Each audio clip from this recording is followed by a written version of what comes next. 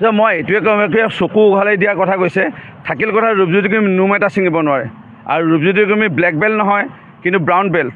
একে ঘুচাই নহয়, কোনোবাই যদি মাৰিব আহে একে ঘুচাই নাক ভাঙি দিম, মুখো ভাঙি দিম, চেপ পল্লি কৰি দিম ইয়াত মাৰি পেলাই। সেইকাৰণে মোৰ লগত লাগি লাভ নাই। থাকিল কথা গিবন আমাৰ হৃদয়ত আছে।